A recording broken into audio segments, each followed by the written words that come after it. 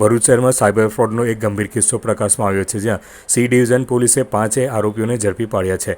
આ કેસમાં આરોપીઓએ 2 મજૂરોના બેંક ખાતાનો ઉપયોગ કરી ₹28.20 લાખની ઠગાઈ આચરી હતી।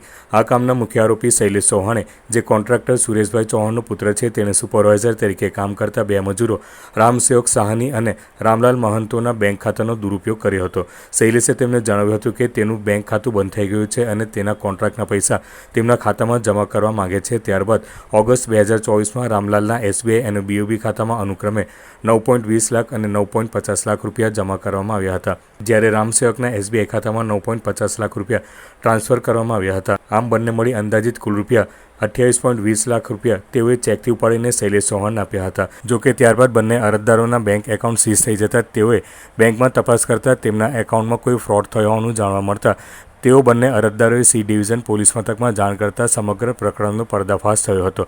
આ તપાસમાં પોલીસે શૈલેષ ચૌહાણને ઝડપી પાડતા તપાસમાં બહાર આવ્યું હતું કે આ સમગ્ર કૌભાંડમાં રવિરાજ ચૌહાણ, વિકાસ યાદવ, રાહુલ ચૌહાણ અને વિજય મૌર્ય પણ સામેલ હતા। આ રકમ સાયબર ફ્રોડથી મેળવવામાં આવી હતી અને મજૂરોના ખાતાનો ઉપયોગ માત્ર રકમ ટ્રાન્સફર કરવા માટે આવ્યો હતો। પોલીસે આ કેસમાં 5 આરોપીઓની ધરપકડ કરી છે અને વધુ તપાસ હાથ ધરી છે।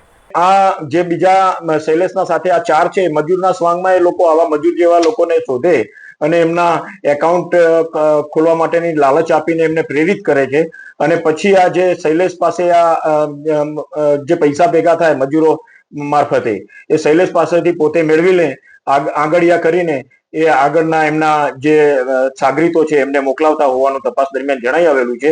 આ રીતે એક મોટું સાયબર ક્રાઇમ કરતી એક મોટી ટોળકીનો પર્દાફાશ ભરૂચ શહેર સી ડિવિઝન પોલીસ દ્વારા કરવામાં આવેલો છે અને આ જે 5 ઈસમોની જે અટકાયત કરવામાં આવેલી છે એ અંગે થાણા ખાતે નવપાડા પોલીસ સ્ટેશન ખાતે ગુનો સાયબર ક્રાઇમનો દાખલ થયેલો હોય ત્યાંની પોલીસને જાણ કરીને એમને સોંપવા માટેની તજવીજ હાથ ધરવામાં આવેલી છે।